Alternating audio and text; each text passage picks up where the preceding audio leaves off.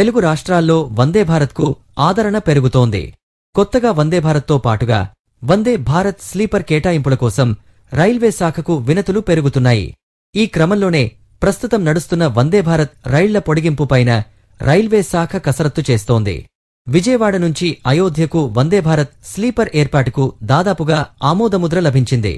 ఇక ఇప్పుడు కొత్త ప్రాంతాలకు ఏపీలో వందే భారత్ పొడిగించేలా నిర్ణయం తీసుకుంటున్నారు. ఏపీలో వందే భారత్ మరిన్ని ప్రాంతాలకు విస్తరించనుంది. ప్రస్తుతం విజయవాడ, చెన్నై మధ్య కొనసాగుతున్న వందే భారత్ను భీమవరం వరకు పొడిగించాలని రైల్వే శాఖకు ఎంపీల నుంచి వినతులు అందాయి. అయితే వందే భారత్ నిర్వహణకు వీలుగా భీమవరంలో అవసరమైన మౌలిక వసతులు లేవని అధికారులు వెల్లడించారు. దీంతో నర్సాపురం వరకు రైలు పొడిగించేలా కేంద్ర మంత్రి ప్రయత్నాలు చేస్తున్నారు. చెన్నై విజయవాడ మధ్య ఏడాదిన్నర కాలంగా వందే భారత్ నడుస్తోంది. చెన్నైలో ఉదయం 5:30 బయలుదేరి 11:30 విజయవాడ చేరుతుంది.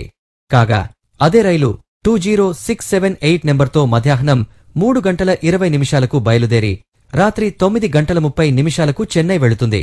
ఉదయం చెన్నై నుంచి వచ్చి విజయవాడ స్టేషన్లో 4 గంటలు ఈ రైలు నిలిచిపోవడం వల్ల ప్లాట్ఫారం సమస్య ఏర్పడుతుందని నర్సాపురం రైల్వే అధికారులు పేర్కొన్నారు. అదే సమయంలో విజయవాడలో ప్లాట్ఫారాల సమస్యల కారణంగా ప్రధాన రైళ్లను ఔటర్లోనే చాలాసేపు నిలిపివేస్తున్నారు. ఈ అంశాన్ని రైల్వే ఉన్నతాధికారులకు వివరించిన మంత్రి వందే భారత్ను పొడిగించాలని కోరారు. దీంతో అన్ని రకాల చర్చల తరువాత చివరికి భీమవరం స్టేషన్ వరకు పొడిగించేందుకు అంగీకారం తెలిపారు. అయితే కొత్తగా సాంకేతిక అంశాలను రైల్వే అధికారులు తెరపైకి తీసుకొస్తున్నారు. దీంతో వీటిపైన చర్చించిన కేంద్ర మంత్రి భీమవరంలో సాధ్యం కాకపోతే నరసాపురం వరకు పొడిగించాలని రైల్వే మంత్రిని కోరారు. దీనిపైన రైల్వే శాఖ సానుకూలంగా స్పందించినట్లు తెలుస్తోంది. త్వరలో ఈ ప్రతిపాదన అమల్లోకి రానుంది. ఇక ఇదే సమయంలో వందే భారత్ స్లీపర్ తొలి విడత కేటాయింపుల్లోనే విజయవాడ నుంచి అయోధ్యకు ఒక రైలు అందుబాటులోకి వస్తుందని అంచనా వేస్తున్నారు.